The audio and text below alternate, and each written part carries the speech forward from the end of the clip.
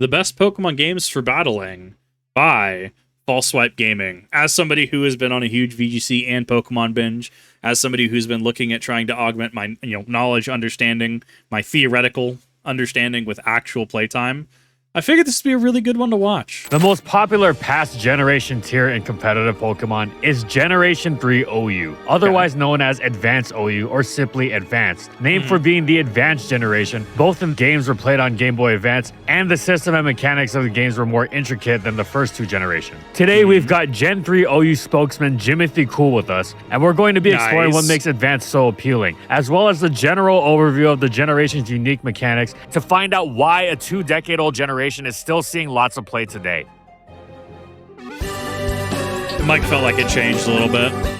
Generations of Pokemon don't stop being played just because they stop being current as soon as the next gen comes out. They still constantly feature in tournaments, and they are played by their many enthusiasts for fun. The secrets of a generation are not fully plundered in the 3 or so years that they exist as current gen. Metagames continue to develop so long as they're played, and even the original OU, Gen 1, continues to see new developments, despite claims to have been solved long ago. It's really interesting to see it as well. To have a metagame that is just like, oh, well, like, this was, current, 2 decades ago, right? And you just like look at it and like things are still coming into prominence. The meta is still shifting and changing. So it's really interesting to consider that once most people say move on from like the current generation to the next one, right?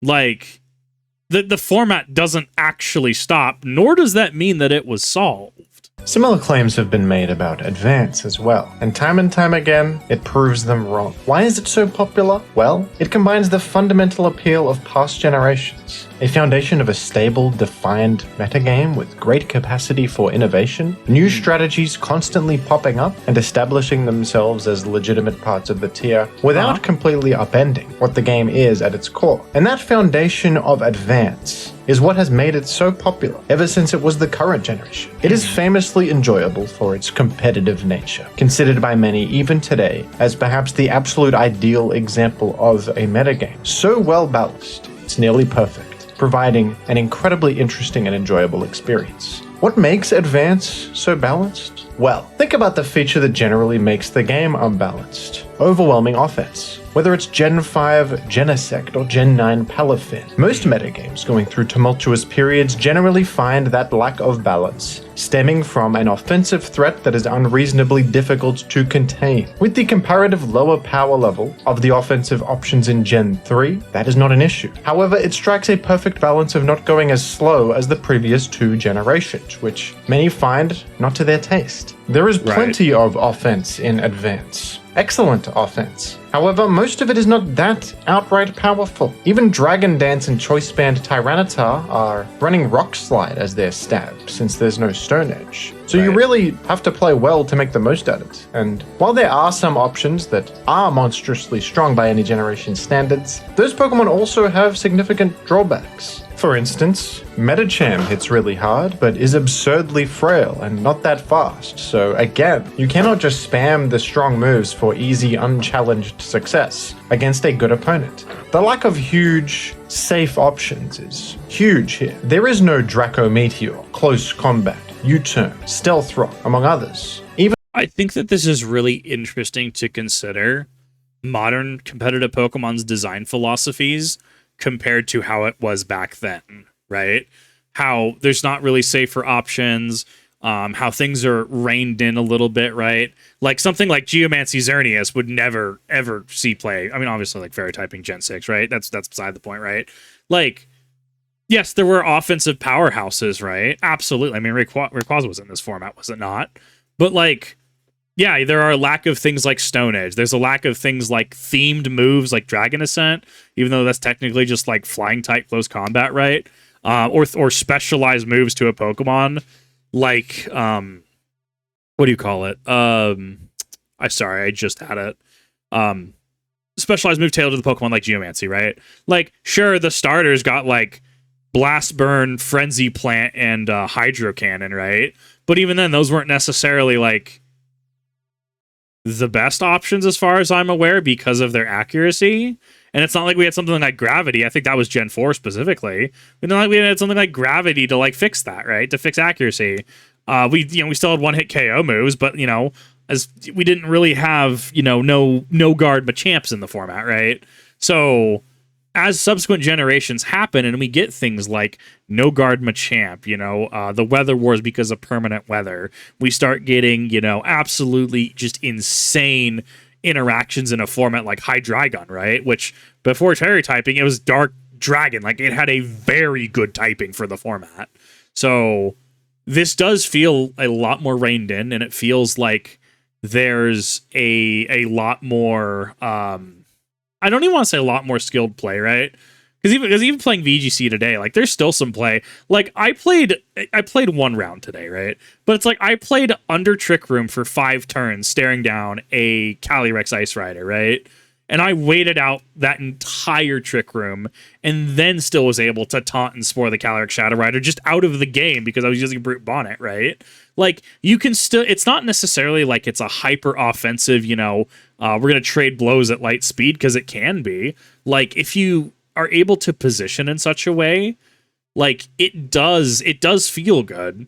But it's definitely a lot different because of a lot of the abilities and the ability power creep we've seen, right? Look at Baxcalibur Thermal Exchange or Araquanid's Water Bubble, if you're looking at more recent examples of abilities that are kind of going ham, not just like Desolate Land, Primordial Sea, right?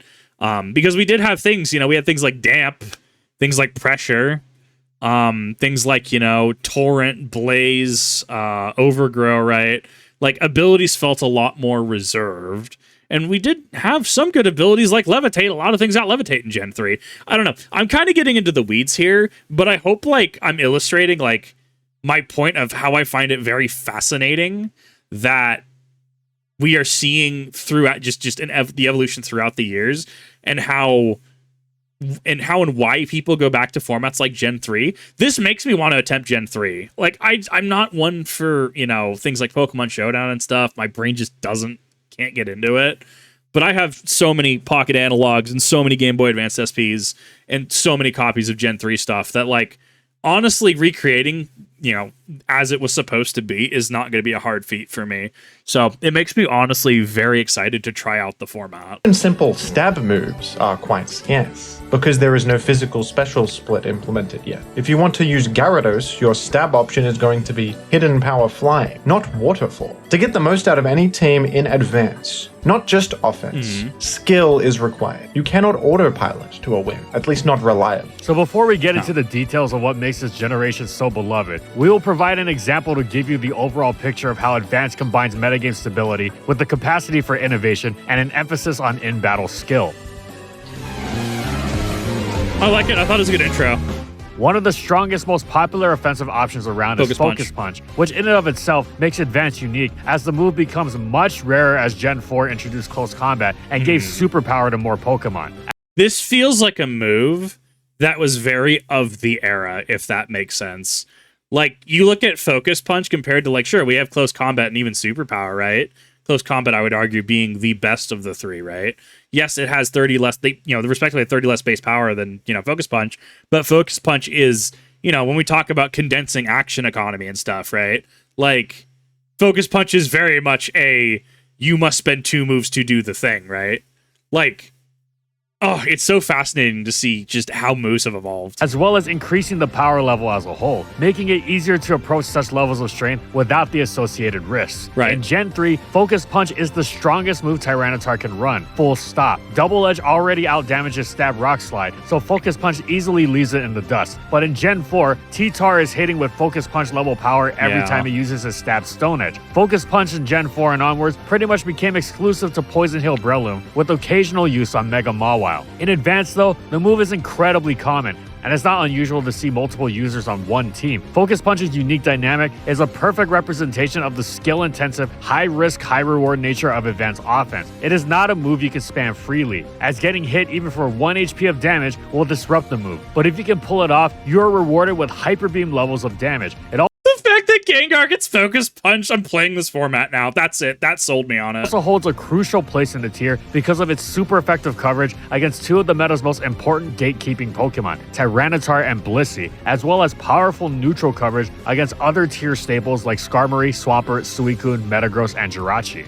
Furthermore, Focus Punch is often taken to its skill-demanding endpoint, which is using it without Substitute. Sub is the de facto strategic partner for Focus Punch, because it guarantees you get the punch up once you've gotten the sub up. However, it's not without its issues. Losing 25% of your health is no joke, and it takes up a crucial slot in your moveset that would otherwise go to useful expanded coverage. Plus, so this is actually interesting considering the video we watched by False Swipe Gaming as well, where was it Wish Blissey or Wish Chansey, right? Like Chansey and or Blissey, right? Like how that really was kind of a huge point of contention because of the availability of the event versus how much it like actually affected the game. So in singles, keep that in mind, right? Being able to recover your HP like that from a bulky Pokemon like Chansey / Blissey, right? And recovering the HP of your Pokemon in a very substitute heavy format, you see how that starts to interplay with each other. to successfully get up a sub, you have to predict an opponent's switch anyway, or use it in other scenarios where straight up focus punching would also work, like against a sleeping Pokemon. Even if you do get the sub and the punch, you generally only get that one punch, man. Because in most scenarios, you won't be able to safely get another sub against whatever broke the first one to begin with. Thus, you extend the same prediction required, usually only getting one logic to Focus Punch, and though it's riskier, you receive major benefits. 1. Not needing to lose your HP often unnecessarily. When Sub Punch T-Tar was particularly common, it would regularly go for Focus Punch against Blissey first, because it knew Blissey wasn't going to stay in, as it would fail to break its 101's HP subs with Seismic Toss, and make it even harder to deal with, so it would save some HP by immediately going for the punch. 2. While the status blocking sub is a great move, sometimes you want more coverage, and not needing to run sub to run Focus Punch helps massively with this. I mean, I don't think it's something necessarily like meta warping like Max C and Yu-Gi-Oh, right? Because that has its own controversies and its own like design isms. But like, you have to play, it seems, Gen 3 understanding that Substitute is a big thing and try to scout if your opponent is actually using Substitute or not. Because yeah, foregoing Substitute for coverage, great. But telegraphing that does let your opponent know how they can play in certain ways. Tyranitar also discovered when its Sub Punch sets dropped sub and started running the Jirachi and Metagross smacking Earthquake instead. Tyranitar is probably Advance's most defining focus puncher, though others, namely the ferocious Heracross, Breloom, and Medicham, also used the move to great effect. But the one we want to highlight is a Pokemon that serves as a shining example of how Advance can evolve and change, even after so much time, rewarding players who innovate and push the metagame forward. And of course, it's everyone's favorite Pokemon, Charizard. Zard was not always— Before we're getting to Charizard, I actually really like how they're discussing the skill floor and skill ceiling, how skill-based, predictions and switches are, especially in a format where things like Substitute and Focus Punch are kind of like premier power plays of the format. Because yeah, like let's say your T-Tar comes in, and then you're actively threatening, your opposing Pokemon. Like let's say you're actually, I almost said Ornatus, that's not until 2 generations more. But you're threatening, I don't know, say like their Charizard or something like that. And then does their Charizard try to push? Does their Charizard try to swap out? So what do? Do you shotgun the Focus Punch so that way it forces them to swap out to potentially something like a Gengar? Or do you get the Substitute up thinking that they're going to switch? Do they stay in knowing that you're going to Substitute, right? Like, yes, there's still predict play in modern Pokemon, but I think that there's less steps in the process, and it instead rewards being able to play well with what you have. I don't know. See, even that, I say that, and I still feel like that's a disingenuous statement to say. It's fascinating to see in motion, though. And I think for your average person, I think it's going to be a lot easier to follow, especially, in an era where we do have, 1,000 some odd Pokemon now, 1,025 or something like that. And sure, you're going to have your event Pokemon like Genesect, Patron, etc. that are generally not going to be used, right?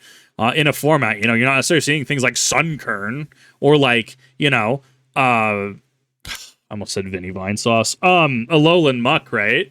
But like, you know, you're kind of cognizant of it, but like you're gonna see your big picks like, you know, Psychic Surgeon DD. You're gonna be seeing your Incineroars, right? Like, so you can kind of like. But once again, you even see that in Gen 3, where you're gonna see things like T-Tar over something like Sunflora, right?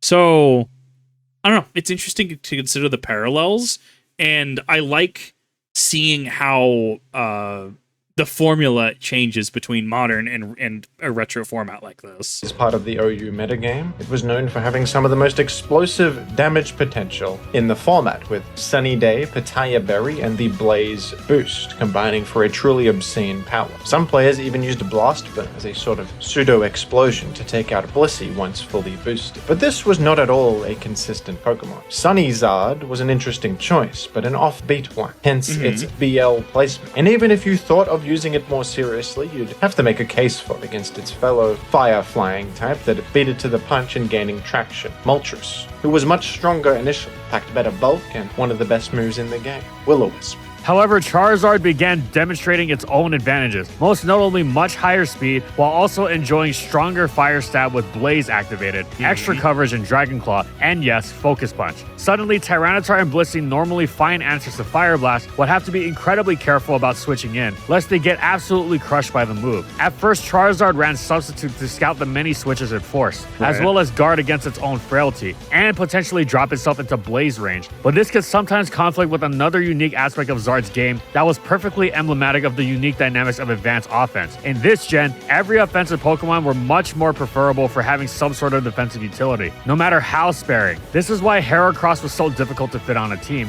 and why Breloom was deceptively helpful with its Rock Slide resistance and Mach Punch, helping it take on Dragon Dance Tyranitar. So you have to remember as well, this is a format without Stealth Rocks too, because Stealth Rocks does have a very big effect, especially in a singles metagame. Because especially when you start dealing with phasing, right? Gen 2, GSC had a lot of phasing from what I understand for Pulse Swipe Gaming's videos. Just stacking up that damage, right? And Charizard is taking 50% on switch in, right? But that was one generation further. That was Gen 4 in which Stealth Rocks was actually introduced, right? So at least as far as my memory serves. So this is also looking at a format without certain counters, and I would use the word counter here, not necessarily in the way that, you know, it's reasonably and widely used, right? But in terms of like, if you set up Stealth Rocks, you really don't want to switch your Charizard in, right? Or your Ho-Oh in, or your Volcarona in, right? Because that's just, it's gonna hurt, right? Like, if you get phased and have to swap in again, you will just go down if you don't heal. So I think it's interesting to consider this as well. And I wonder if the advent of rocks, spikes, you know, hazards, I wonder if the advent of hazards served a role in why people kind of shied away from more recent Pokemon titles. Its defensive stats were mediocre. Its most impressive instance of bulk was surviving Gengar Thunderbolt from high health, so it could retaliate with a Blaze-boosted Fire Blast. But it packed the rare combination of resistance to Metagross's Meteor Mash alongside an immunity to its Earthquake. Not only did this let Zard actually switch into Metagross once or twice per game to unleash its attacks, it actually liked taking the damage because it got closer or knocked into Blaze range. Right. This did mean, though, that Substitute could often be a wasted slot. You wouldn't want to sub and lose your ability to take Gengar's Thunderbolt, or your ability to take that second Metagross Meteor Mash. Thus, even Charizard began running unprotected Focus Punch to nail Tyranitar and Blissey on switch in. And in that fourth move slot, it found it can make itself even more of a threat. Dragon Claw, with its anti-Salamence and Flygon coverage, was most appealing, and Overheat's extra power appealed to some as well. Eventually, it even began running Beat Up, which destroyed Blissey, even in a one-on-one. And with how easily Charizard was finding its way into battle and leaving destruction in its wake, it was finding itself onto more and more high-level successful tournament teams. Right. So very nearly 2 decades after Gen 3's release, Charizard was no longer an underrated threat that experienced players in the know were privy. It established itself as a genuine OU Pokemon. Now we'll move on to a quick overview of mechanics and how they work in the context of the general metagame. So before we move on to this actually, and I was just thinking about this made me really wonder and think about, how do I word this? This makes me really wonder and think about if a lot of people have issues with modern Pokemon because things are almost derivative of each other. So what I mean by that specifically, sorry, I'm going to reach for something. What I mean by that specifically is something is derivative of something else, right? So when you look at something like, you know, because sword and shield is what I have on mind, right? Something like Duraludon, Dracovish, and Dragapult, right? What comes to mind when you think of those typings, right? And what will you and have you seen people say, right? Oh, well, they're just baby Dialga, Giratina, and Palkia, respectively, right? And yes, there's more nuance than that, right? So that's kind of a loaded and not entirely true one-to-one statement, right? But like, how many times have you heard someone? And I know I said this when I streamed Scarlet and Violet way back in the day. The VODs don't exist, just because I didn't back those up from the era because current issues with streaming Switch games. Let's put it that way. Space, being able to.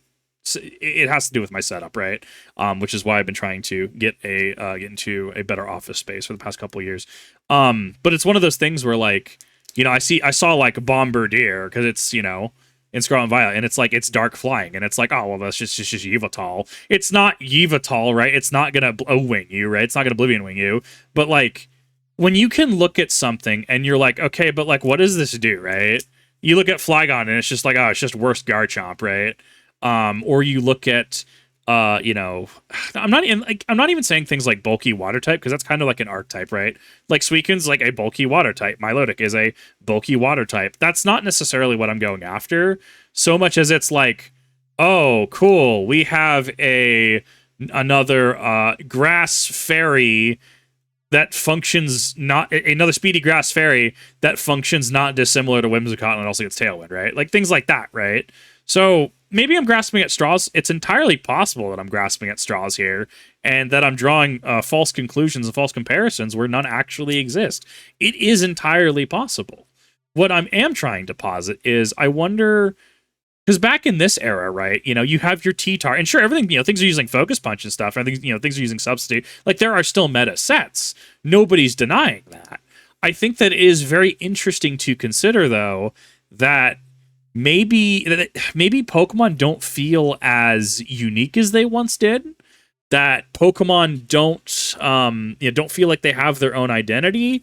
That, you know, like I was saying, that like people will view them as, you know, derivatives of each other, right?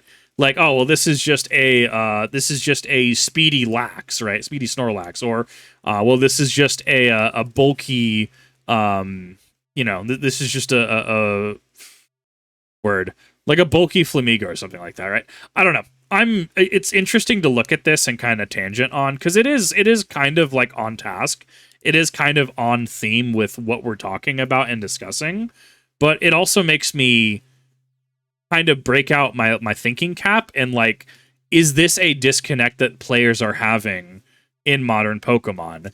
Do Pokemon just not feel as unique or you know, as specialized as they once did, right?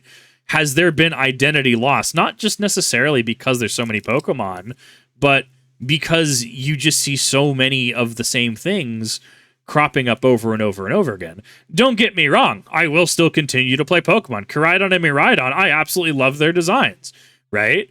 I want to play at a competitive level. I want to play at the VGC competitive level. Maybe I'll go play Smogon at a competitive level. I don't know yet. That's a long journey and a long road, and hence why it's really cool that I get to actually react to things like this and learn about things and talk about things and talk to some really cool people who are like, I mean, Kip, I play Smogon regularly, or Kip, you know, I play VGC. Hey, you need a team? Here, you should run this team. And it's like, oh, cool, thank you, I appreciate that, right? Like, being able to play the game and build those bonds is just, I love it. There's nothing quite like it for me, and I love what I do.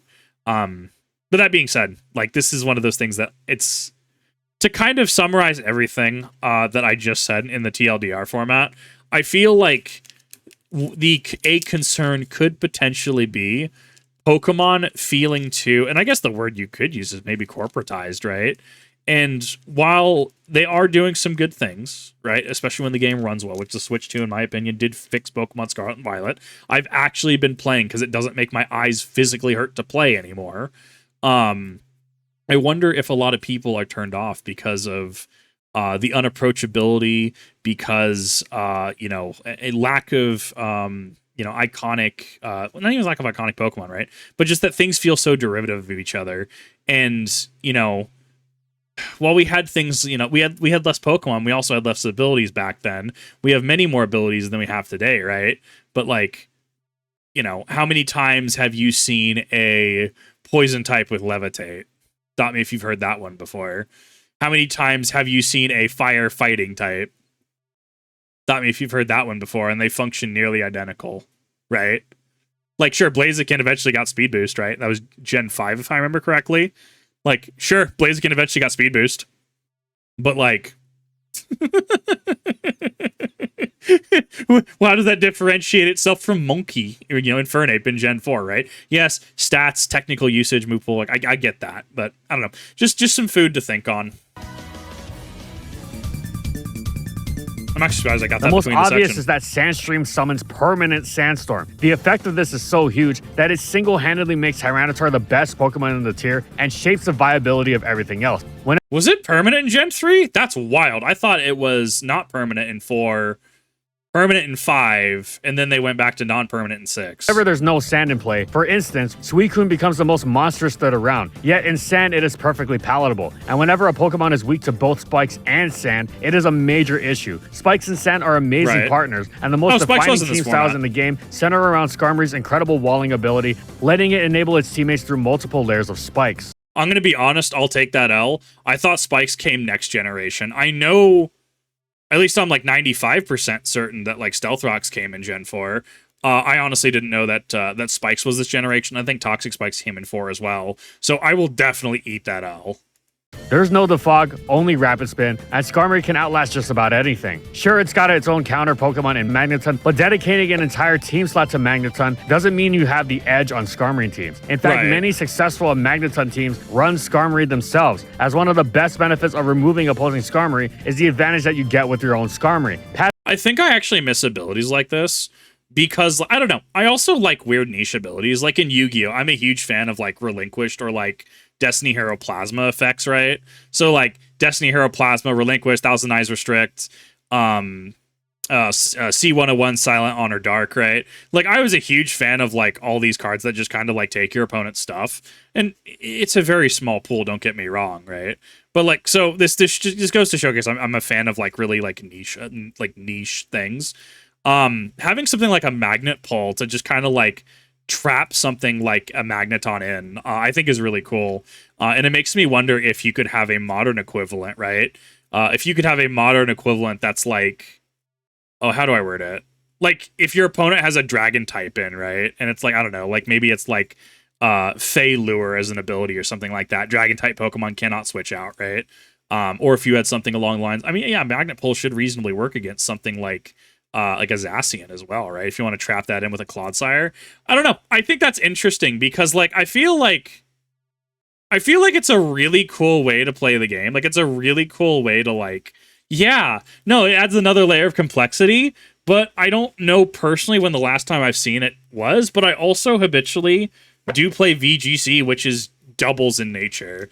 Maybe in singles it's a lot more prominent. It probably is a lot more prominent in singles because you know if your opponent's running say a Zacian and a Kyogre, right? You're running, just value the core, right? Your Magneton's just kind of there. Maybe that's a bad one too though, because you're technically hitting Kyogre for weakness at that point. But like what I'm trying to get at is like it does make sense in a way. Because you are dealing with a double threat, right? Like, let's say you have an Incineroar while you're trapping your opponent's Zacian in, right? Then Incineroar is just going to Flare Blitz into you, right?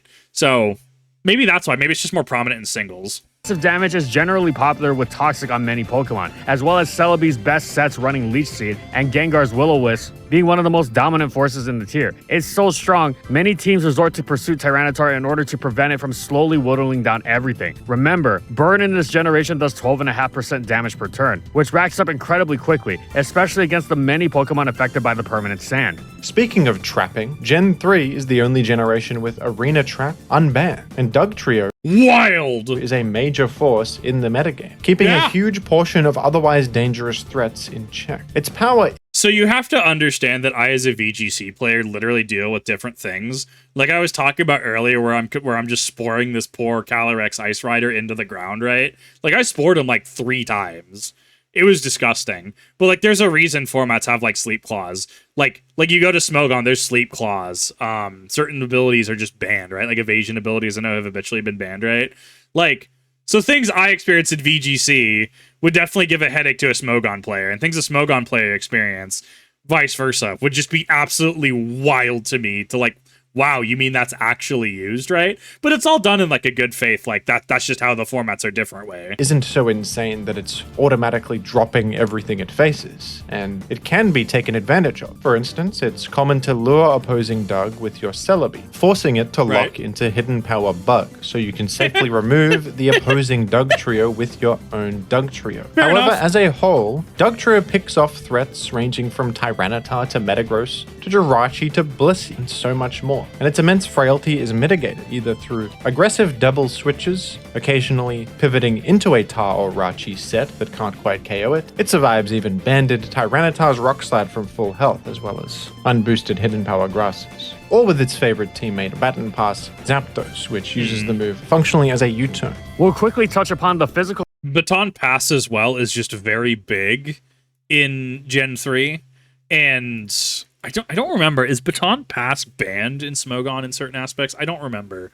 I think we saw this in VGC a little bit with Extreme Eva Boost, the EVZ move in Gen 7, because it was like, what, a +2 to like all 6 stats, or sorry, all 5 stats, because it doesn't affect HP. Like, I don't know, you just don't see Baton Pass in VGC, but Baton passing off in like singles it has been a strategy since Baton passing has been a thing. special split in conjunction with low base power moves once again, to mention how it affects move pool. Because we know that Hidden Power Bug Doug Trio probably sounds incredibly strange, even if you've been following along. But yes, No, it doesn't sound that strange. I don't know.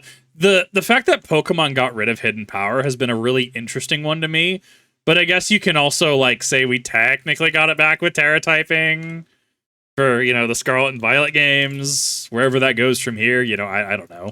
But I don't know. Like that's, yeah. Hidden Power, I think, ran into the issue of old game is old and just outdated mechanics. Because there's like another False Swipe Gaming video did talk about the interaction of like, yeah, it's technically possible for like all of these, Zapdos and Raikos to have the exact same IVs to be able, because it's tied to your IVs, right? To have the exact same IVs to be able to get your certain hidden powers, but then you're like, okay, but how many of these are actually legitimate, right? So it's just one of those things that like you think about and you're like, this seems like old game is old. Like Hidden Power, I think, is a great idea. I think that it's fantastic, but without the ability to really like, how do I word it? Without the ability to really freely control it, you do run into issues with, genning, trying to get certain IVs. I think if 6 IVs and everything is dark, like it will always be dark, right? So just things to think about. But at the end of the day, if you're playing on something like Showdown, right, it doesn't matter. If you're taking it to like an actual VGC tournament and there's a doubt that, this Pokemon is in some way, shape, or form gender modified, like that does become an issue, especially when Pokemon is played at a high level for prize money. So just things to think about. Like, I very greatly enjoy it, but I think that things like Hidden Power do just unfortunately go to the wayside because it becomes a headache, which is why, I will continue to be an advocate for being able to have in-game things like bottle caps and mints, even changing your Pokeball, right? Like, to be able to catch your Pokemon, sure, fairly, and then be able just to modify it, right? Like, there's no negative bottle cap. You do have to rely on, like, 0 IV Ditto breeding to be able to breed another Pokemon with 0 IVs. But if you want to, say, get a 0 IV Ursaluna Blood Moon, right, for Trick Room, well, I guess you better go run the game again 5-head, right? Because that turns into a discussion about optimal setup, turns into discussions in regards to what Pokemon could done. And to Pokemon's credit, over the past few generations, they have been adding things like mints. They've been adding they fixed the vitamin items. You can now use 26 instead of just 10 each. Like they have been doing things to make the user experience better. There are still things that they could do for full modularity. And ultimately that at the end of the day will just cut down on genning. But even then, seeing Legend Z to A and how the Mega Stones, not necessarily Pokemon specific, but like just seeing that the Mega Stones are not going to be available in the base game, you already know for a fact that like the genning market is going to latch onto that, and it is going to be a big problem finding out, if you get traded a Megastone via mystery gift, is it, is it legitimate or not? Is it authentic or not? And then, does that open up your account if you receive something like that? Does it open up your game and or entire Nintendo account, or even switch to console? Does that lead into an issue where you could potentially be banned or bricked? Just making it, because we as gamers will grind. We'll grind hundreds of battle points easily, right? Just give us the battle tower, give us the facility to do it, right? And we'll earn our stuff. But you have to give us the ability to be able to do things, or it does lead into degenerative gen cycle, right? The physical special split is based on the type chart. Think of it like this. The evolutions, including Glaceon and Leafeon, are all special, as is Dragon. Everything else is physical. This extends to hidden power as well. Thus, the physical HP bug, a popular choice given Celebi's prominence, as well as Cladle's, was commonly seen on Tyranitar, Dugtrio, Aerodactyl, and Flygon. Meanwhile, HP Grass was also popular on the Calm Minesweeper Jirachi, which also used Fire Punch. Despite its status as a contact move, it was fire, making it special in this gen. Hidden power as stat was also not uncommon, from Yeah, because physical special was Gen 4. Flying on Salamence, Aerodactyl, and Gyarados to Grass on Celebi. One of the exceptions to low base power was Explosion, which was the epitome of high risk, high reward. Yep, Not yes, only it did you was. have to sacrifice your Pokemon for such a huge hit, you risked doing absolutely nothing if you thudded into Protect, which was incredibly common, as I saw. So someone actually outlined why this was a thing, and it was super fascinating to me. I don't remember who it was. Thank you for doing this. I think it had to do with them being unable to code the base power of Explosion the way they wanted it. But so that's why the effect is that it halves the target's defense, right? To be able to hit the number that they wanted to hit. With how the game was coded at the time. Fascinating stuff. Source of recovery alongside leftovers, most famously on Swampert, or if you boomed into the similarly common Gengar. However, its enormous 250 base power alongside a Disgusting. defense halving effect that effectively doubled that strength made it a superb wall-breaking tool and a major fact in what made Metagross and Snorlax so powerful. To be exact, Snorlax technically used self-destruct, not explosion, and self-destruct has a lower power, but stab boost actually made it even stronger than explosion. This was such a good move, it turned the rather unthreatening Claydol into one of the best Pokemon around. As for power, I'm just thinking of Happy Souls. Claydol shows up. I'm gonna blow up. Choice Band Metagross Explosion one-hit KO'd even standard Skarmory sets. Not all booms had to be wall crushers either. If fast, they could actually play into another mechanic, unique to the first 3 generations. The fact that the turn is over the moment a Pokemon has declared fainted. What this means is that if a faster Pokemon KOs itself with Explosion against a slower target that is not KO'd by it, the slower target will not be able to move. In practice, this is used as a tactic to prevent healing. For instance, Gengar's Explosion is rather weak, only reliably used as a tool against Blissey. However, it can still be useful against something like Suicune, as it can chunk it for a significant portion of damage and end the turn, preventing it from resting the damage off. This also applies to recoil from Double Edge, and you may see similar tactics from Gyarados or certain variants of Tyranitar, and it also applies to Spikes. You will often see top players keeping Pokemon in Spikes range alive, so they can sacrifice them to Spikes on a crucial turn where they deny the opponent the ability to make a move. Right. Let's give a quick overview of some popular playstyles and the Pokemon commonly seen on them. I'm so nostalgic for these sprites, dude. Like, Gen 2 is kind of my, like, happy place, like Goldenrod City and, like, Crystal. But, like, I don't know, Gen 3 just, it feels good for me to play. Like, I miss the sprites. The soundtrack was great. it is a feeling of home. Earlier, we mentioned Skarmory and Tyranitar pairing their spikes and sand together. Such Right. teams also rack up the passive damage with Toxic, and the combination of Toxic, Sand, and Spikes is abbreviated to TSS. TSS is the most defining team style in the game, and it can take many forms. All you need is Tyranitar, a Spiker, usually Skarm, and a Toxic user, which is not difficult to fit, though technically. Plenty of TSS teams don't really functionally change much if they don't have Toxic. It's just a move you often use without even trying. In addition Sure. to these essentials, popular choices are the crucial walls against the tier's most popular attackers. Swamp So I think that's also interesting as well, because we were talking about the evolution of the game earlier this video. I was looking through some movesets today, and I was trying to find something. I don't remember what I was trying to find for. I think it was looking through Groudon's movesets, and like it gets like things like Scorching Sand and stuff. So like if I was to go to, let's go ahead and do this. So if we were to look at something like Groudon, right, which also is in game, right? So if we compare, Scarlet and Violet, right, because this is Scarlet and Violet's moveset, right? Like, sure, it gets things like Aerial Ace, Bulldoze, Metal Claw, Mudshot, Rock Tomb, Fling, Endure, Sunny Day. Like, these are all TMs it can learn, right? Stealth Rock, Will-O-Wisp, Dragon Claw, T-Wave, Swamping Tantrum. Like, but how many of these are we actually using, though, right? Like, we have an overabundance of moves now. But if we go back to, say, Gen 3, like, sure, we still do have a lot of moves that Groudon can learn, right? Especially HM's Cut, Strength, Rock Smash.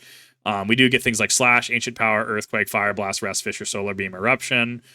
Toxic. Like, you could throw Toxic on this just because. You could throw, you could have a set of, like, Earthquake. Maybe you'll have Fire Blast because Fire is going to be special. I don't know. It's just one of those things where, like I look at this and I'm like, there is kind of a use case for all of these, in my opinion. But then, then I go back to, like, Gen 9 and I'm like, sure, Mudshot's kind of a weaker move as is. Why would I ever use Mudshot? Right? Like, even Sunny Day in Gen 3, like, if my opponent, had a Kyogre in, right? Maybe the Kyogre got knocked out. I don't know. Like, I could see a use case in where I would need to manually set Sun again. Might be a waste of a move slot, in my personal opinion. But, like, there could be a use for that. Terror Blast makes a lot of sense. Roar, like, Sand Tomb, I don't see myself ever using on a Groudon personally. Smackdown, cool, neat, I like it. I think my VGC Groudon right now is using something like High Horsepower. No, Heat Crash, Heavy Slam, Precipice Blades, and there's a third one. I'm having to look at my actual other monitor because I actually I put them in the Discord earlier. Precipice Blade, Stone Edge, Heat Crash, Heavy Slam. Fairly aggressive thing. Aggressive Groudon. But, like, I don't know. I think that moves, like, you have more moves, but, like, when I compare Gen 9 to Gen 3, while there's definitely a lot of overlap and a lot of building, because it expands the move list reasonably, right? Sure, you're going to get, like, the weird odd exception where, like, Xurkitree loses, like, Tail Glow, right? I'm still upset about that. Like, Pokemon will generally try to expand on movesets as relevant. So, I don't know. Just looking at Gen 3, like, a lot of this just makes sense for the metagame, but then I go to Gen 9 and it feels like there's just moves for the sake of moves, if that makes sense. But I could also be entirely off base there, and I will be willing to eat that L. Put and Blissey are the most common, but also used are many others like Zapdos, Flygon, Metagross, Celebi, and Jirachi. Faster attacking Pokemon are also used to exert more immediate pressure and clean up against the opponent, weakened from all the passive damage thrown at them. Popular examples include Aerodactyl, Starmie, Salamence, Moltres, Zapdos, and even Dugtrio. Spikes teams in recent years have also sometimes begun dropping Tyranitar, which used to be unthinkable. And greedier teams with the likes of Rapid Spin, Claydol, and Rest Suicune are popular as well. On the momentum offensive side of things, offensive momentum is gathered through aggressive switches, systematically breaking down of shared counters and trapping. Physical offense teams do not require Magneton, but breaking through Skarmory is so difficult that sometimes you just need to have to dedicate one of those 6 precious team slots to the job. Otherwise, riskier high-powered tactics like Ban Metagross, Curse Self-Destruct Snorlax, and Focus Punch Heracross are used. Boom Spin Claydol is also popular to reset Spike's pressure, while Swampert can alternate from its defensive duties with more aggressive mixed substitute Select Berry Endeavor sets. Is this format pick 6, bring 3, like VGC is bring 6, pick 4? Or is this you bring all 6? I'm not familiar with how the format's structured. Cleaning up trio of Dragon Dancers is most common. Salamence, Tyranitar, and Gyarados. Some teams even use all 3. Agility Metagross is also a strong choice, and for those unafraid of risk, Substitute Swarm Select Berry Source Dance Heracross offers arguably the most dangerous pure sweeper in the tier.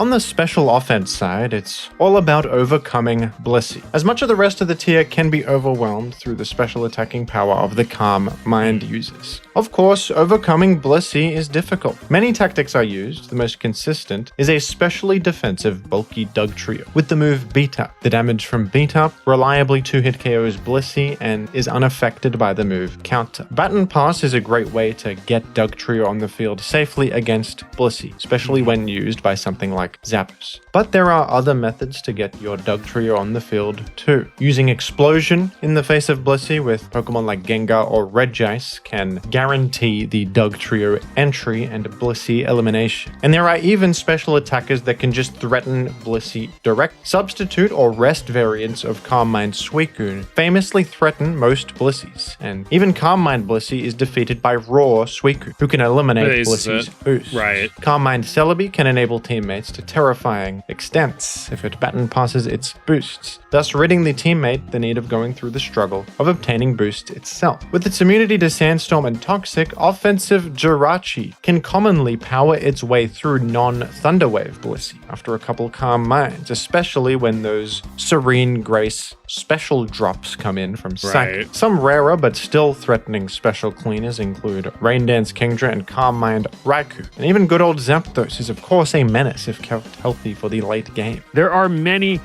other team styles in between. Balanced teams not really focus on spikes, but wearing opponents down through a bulky core with Pokemon like Milotic, enabling repeated bashings from a big hitter like Ban Tyranitar, or even tactics like Knockoff Hariyama, while staying healthy themselves through Wish support, trap teams, pairing Magneton and Dugtrio to enable sweepers like Suicune and Snorlax, offensive teams that don't rely on trapping, often referred to as mix or spikesless offense, instead just stacking as many major threats as possible, capable of threatening on both sides of the spectrum. Famous for threats like mixed Salamence, and of course, mixing and matching all of the above. The amount of possibility in advance is vast, which is why sometimes you'll see, for example, special offense combined with spikes, with something like Jolteon cleaning up.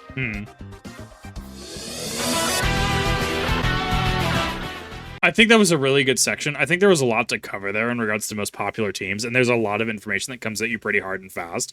But I mean, like, we even see this in modernity, right? Where we'll just see certain things that just end up, being kind of just popular. Kyogre in Gen 6, right? Or as you have Zacian and Kyogre being a very popular and very strong core, right? So, I mean, you'll see that throughout the games, right? Even Gen 1 has its, very strong contenders like Executor and Tauros, right? Like, you will just have things that are just used. So it's really interesting to even see as well how that, like, evolves over the years, right? Like, teams end up dropping Tyranitar, which would have been unthinkable years ago, right? It's really cool to see how it still organically develops. There are many skills regularly tested in advance. Metagame familiarity and knowledge are key to figuring out opponents' unrevealed Pokemon, not just to guess them, but to preserve key Pokemon for such. Right, because we don't have Team Preview. That was 5, I think? When was Team Preview? Hold up. Pokemon Team Preview. That was Gen 5, yeah, new to Black and White. Yeah, right, because there's no team preview in this. That's wild. Threats, even before they appear. You don't want to throw away your Swampert just because you couldn't figure out that the last Pokemon was a Dragon Dance Salamence. Risk versus reward are heavily emphasized, not just offensively but defensively as well. Even bulky teams will not be able to perfectly counter offensive threats forever. You have to beat your opponent through a combination of prediction, pivoting into resist, and executing your own offensive strategy before the opponent can overwhelm you. For example, I really feel like this might be my issue trying to adjust to modern VGC. Because I'm not used to the team preview for all intents and purposes, but like, I'm used to having to play a more metered game to try to be able to discern what my opponent's strategy is, to then be able to find a way within my means to out it, right? Like me using like Groudon, Koraidon Sun Team, right? and just going against, it was a Trick Room team. So they brought out Ice Rider Calyrex, which I guess gets Leech Seed, which is disgusting. Leech, it was Water Terra, Ice Rider Calyrex, Indeedee, Psychic Terrain. And I totally forgot what Psychic Terrain did for a minute. So I tried to like Incineroar Fake Out into the Indeedee slot, which fizzled. Calyrex got off the Trick Room, and I was able to kind of sleaze it a little bit because I Terra Steeled my Groudon. Because I brought Groudon, Incineroar, Fluttermane, and Whimsicott. I actually dropped Whimsicott. And Brute Bonnet was the 4 slot. And I was able to play through the entirety of that Trick Room. I found out as well, because they brought back the Indeedee so they could set up Psychic Terrain again later, right? I then saw them send out Reuniclus, got some damage off the Reuniclus, Reuniclus swaps out, Slowbro comes in.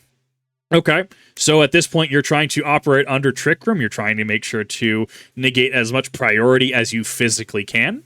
You are going to be using your Ice Rider Calyrex as an absolute just monster for DPS. And any damage, because you did have, I think Slowbro had like Follow Me or something. I don't remember what it was. But Slowbro was trying to, and the Reuniclus slot were trying to actually get me to fire into them because they were just going to swap out and just get free HP back off of Regenerator, right? So, I feel I did well in that game because I was playing it more like this, where yes, I did have team preview, but ultimately I'm having to go through and I'm having to learn what the strategy is, play under all 5 turns of Trick Room, be able to pivot out to Brute Bonnet, be able to spore the Calyrex Shadow Rider Ice Rider on a good predict, be able to taunt it, that way when it wakes up, that it can't use the Trick Room, which I did pull off. It tried to use Trick Room. And then I put it to sleep again as I'm dealing with the other side of it with Fluttermane. I was using a Life Orb Fluttermane specifically without Sun.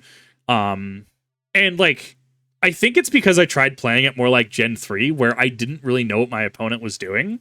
And I was trying to have a slower, metered, and more calculated response rather than something like Gen 8, where I had very much seen games that just were very, very just fists, being, flung at the speed of light. Well, even though Suicune is generally a great switch into Salamence, you don't always want to go Suicune against Salamence every time. It's a little bit riskier to switch in Jirachi, for example, but making that call is important. Foresight is important in general, and no, we don't mean the move that lets you rapid spin against ghosts. You shouldn't be using Hitmontop. We mean Foresight in the sense that the later state in the game must always be kept in mind. Right. You can run circles around your opponent for 90% of the game, but your opponent might just let you if they notice you're sacrificing all of your Aerodactyl checks in the process, since they know at a certain point they'll just clean you up. This applies to other things like not burning through all of Celebi's Leech Seed PP in a longer game. They get especially scary later on, but too many players don't have enough remaining to make use of them. Or the aforementioned example of preserving a Pokemon to be sacrificed to spikes on a key turn. Good team building is emphasized in that attempting to cheat on the biggest threats in the tier is regularly punished. You might think you're taking some sort of awesome, never-before-seen route to success, but there's a reason rock resists are required, because the best players around all have the same idea at one point and been resoundingly punished by a flinch-happy Aerodactyl for their troubles.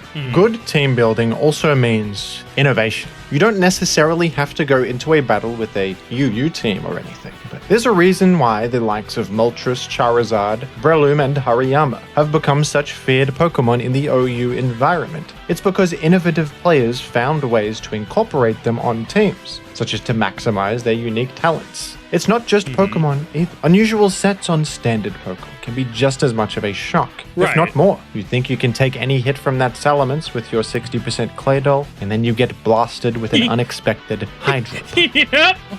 That's the Pokemon I like, where it's just completely just okay, the innovation and just the brain power there, well played. I don't know. I think it's interesting. I actually really love this piece because it was interesting to see just another format.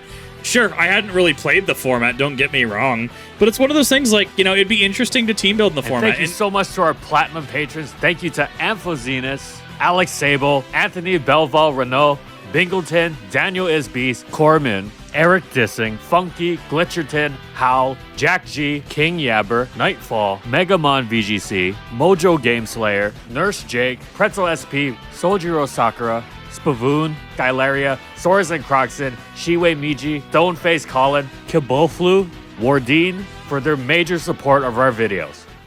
That was awesome. Honestly, I loved both False Swipe Gaming in this bit, as well as, I'm trying to remember his name, I do apologize, the other individual in this video.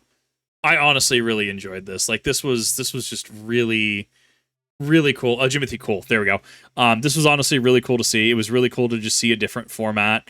Very cool to see how that's played, how a retro format is played in comparison to modern competitive Pokemon. And to honestly just kind of take a look at it and just like understand the reasons why, right? Like, to really like see an older retro format that is still organically growing, and just how is it played similarly and differently. So thank you everyone for watching. Really do appreciate it. I had a lot of fun with this. I thought this was a very informative piece and learned a lot from it. Thank you everyone, and I will see you in the next one.